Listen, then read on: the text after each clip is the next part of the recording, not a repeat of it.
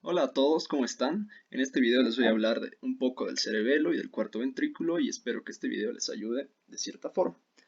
Bueno, empezaremos hablando del cerebelo. El cerebelo es la porción del encéfalo que ocupa la región posterior del cráneo, se encuentra detrás del puente y de la médula oblongada.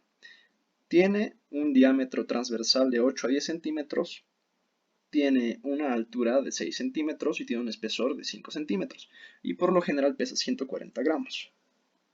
El cerebelo, por sus conexiones con diferentes estructuras del sistema nervioso central, participa en el mantenimiento del equilibrio, en el control del tono muscular y en la coordinación de todos los movimientos complejos y finos, como serían caminar, escribir, correr y etc. Bueno, el cerebelo también es de forma irregular triangular de vértice truncado anterior y consta de tres partes, una media que es el vermis cerebeloso y dos laterales que son los hemisferios cerebelosos. Y también hablando de su cara superior, es ligeramente aplanada y como ya dijimos presenta en la línea media una eminencia que se denomina vermis y que se prolonga a cada lado con los hemisferios cerebelosos. Su cara inferior es convexa y corresponde a las fosas cerebelosas del piso posterior de la base del cráneo. El vértice es truncado y se halla situado en la porción anterior del cerebelo. El vértice da origen a los pedúnculos cerebelosos, por los cuales, por ejemplo, los pedúnculos cerebelosos inferiores tienen conexión con la médula oblongada, los pedúnculos cerebelosos medios con el puente y los pedúnculos cerebelosos superiores con el mesencéfalo. Bueno, ahora vamos a hablar un poco sobre los surcos y lóbulos. Eh, ¿Qué es un surco? ¿Por qué el cerebelo tiene surcos? Principalmente es para separarlo y seccionarlo en lóbulos. Los surcos más importantes que tiene son la cisura prima, la cisura superior, la cisura horizontal, la cisura prepiramidal y la cisura posterolateral. Bueno, las más importantes de estas cisuras son la cisura posterolateral y la cisura prima. La cisura posterolateral va a dar origen al lóbulo flóculo nodular y lo va a separar del resto del cerebelo. Y la cisura prima va a separar los lóbulos anterior y posterior. El lóbulo flóculo nodal, que es el que se encuentra situado por delante de la cisura posterolateral, va a recibir el nombre de archicerebelo y va a tener la función sobre el control del equilibrio del cuerpo. El lóbulo anterior va a recibir el nombre de paleocerebelo y tiene funciones de mantenimiento del tono muscular. Y el lóbulo posterior se encuentra representado por la mayor parte de los hemisferios cerebelosos, va a recibir el nombre de neocerebelo y va a tener la función de la coordinación motora somática. Y para hablar de las regiones del cerebelo, se divide en tres regiones. Una es la vermiana, que se involucra con los núcleos del techo e interviene en el equilibrio. La paravermiana, que tiene relación con los núcleos emboliforme y globoso y tiene el control sobre el tono muscular. Y la lateral, que está formada por los hemisferios cerebelosos y los núcleos dentados y tiene función en la coordinación de los movimientos. Y bueno, continuamos. Ahora les voy a hablar un poco sobre la configuración interna. La configuración interna del cerebelo primero empieza con la corteza cerebelosa. La corteza cerebelosa se extiende por completo alrededor del cerebelo. Es uniforme en todo el órgano y mide 1 milímetro de espesor. Y la corteza cerebelosa está compuesta por tres capas, a su vez que son la capa externa molecular, la capa media o de células de Purkinje y la capa granulosa. La capa molecular presenta células estrelladas y células en cesta. La capa media de células de Purkinje presenta células de Purkinje. Y la capa granulosa presenta los granos cerebelosos. Los granos cerebelosos, junto con las fibras musgosas y células de Golgi, forman un complejo que se llega a denominar glomérulo cerebeloso. Eh, Vamos a hablar ahora de las fibras musgosas y fibras trepadoras. ¿Qué son estas dos?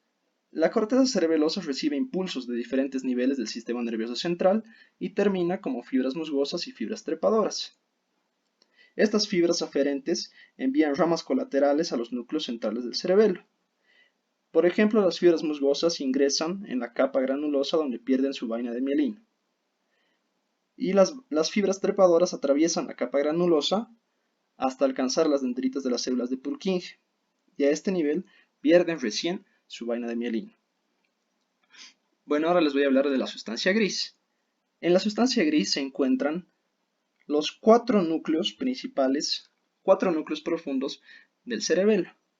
Estos son el núcleo del techo o fastigio, el núcleo globoso, el núcleo emboliforme. Estos dos núcleos forman juntos el núcleo interpósito y el núcleo dentado.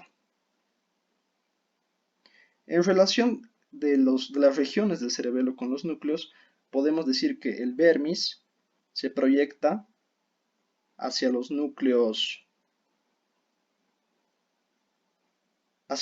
del techo, la región paravermiana se proyecta hacia los núcleos interpósitos y las regiones laterales establecen conexiones con el núcleo dentado.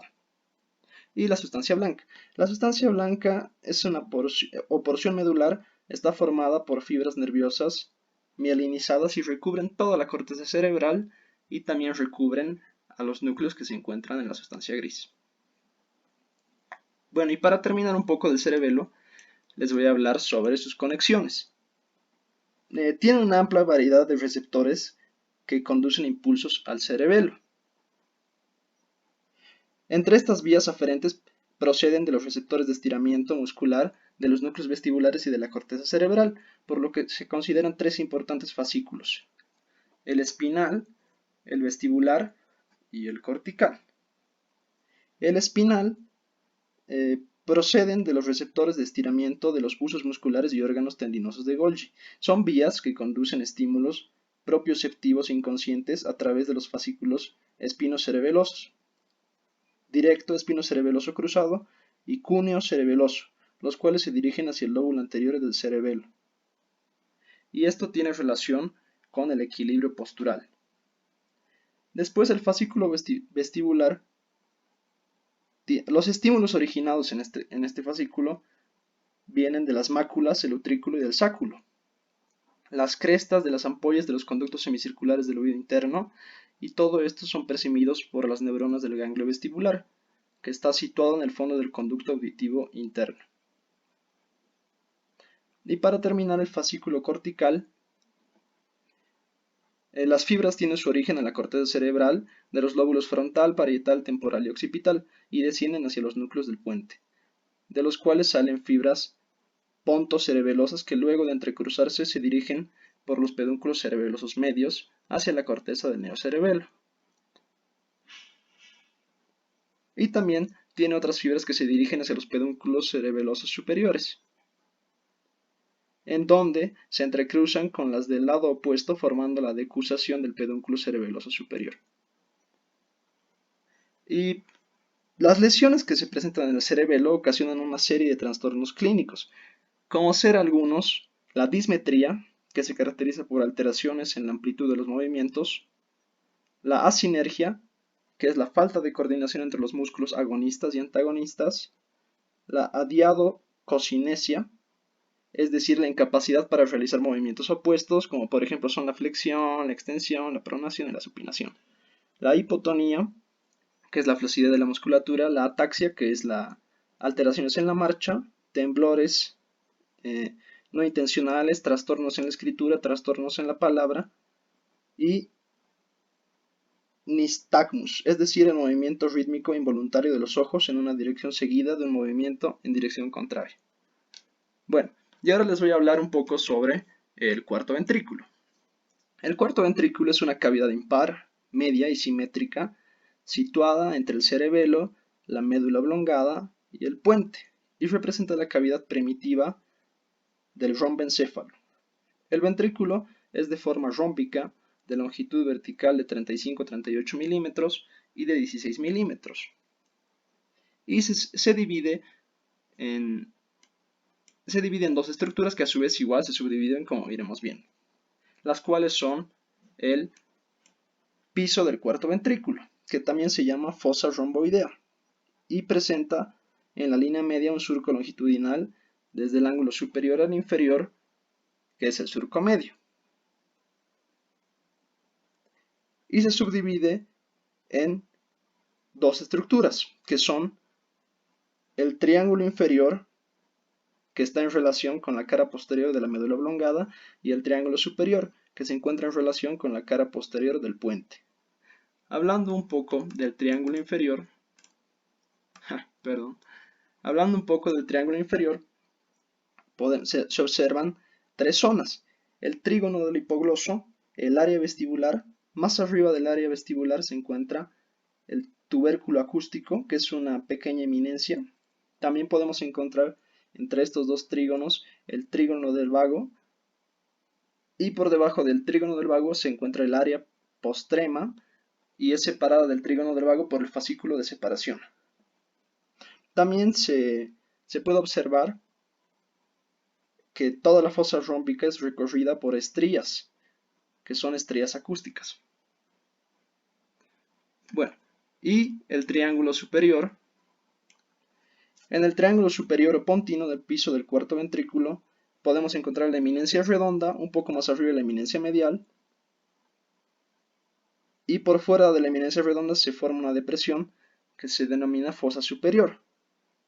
Y también podemos encontrar una pequeña área azul grisácea que corresponde al locus caeroleus. Bueno, y ahora vamos a hablar del techo del cuarto ventrículo. El techo del cuarto ventrículo comprende dos partes, una superior y una inferior. La superior está formada por una membrana nerviosa que se denomina velo medular superior. Y para que el velo medular superior se separe de los tubérculos cuadrigéminos, se forman unos tractos que constituyen el frenillo del velo medular superior. Y a su vez, la parte inferior del techo del cuarto ventrículo igual es formada por un velo medular inferior. Este velo medular inferior está cubierto por la tela coroidea inferior, que comprende de dos hojas y en cuyo interior se hallan formaciones celulovasculares, que son los plexos coroideos. El cuarto ventrículo tiene bordes. Esos bordes, por ejemplo, los bordes superiores se relacionan con los pedúnculos cerebelosos superiores, y los bordes inferiores corresponden a la línea de unión de las tenias con los pedúnculos cerebelosos inferiores. Por si acaso, ¿qué son las tenias? Las tenias se forman por encima del óvex. El óvex actúa a manera de cerrojo para cerrar la lámina nerviosa del velo medular inferior. Y las tenias son engrosamientos que se forman arriba del óvex. Y volviendo a los bordes inferiores corresponden a la línea de la unión de las tenias con los pedúnculos cerebelosos inferiores. Y los ángulos del cerebelo, los ángulos del cuarto ventrículo. El ángulo superior se continúa con el acueducto del mesencéfalo, el inferior con el conducto central de la médula espinal, y los ángulos laterales se continúan con los recesos laterales. Y bueno, espero que este video les haya ayudado y les haya gustado.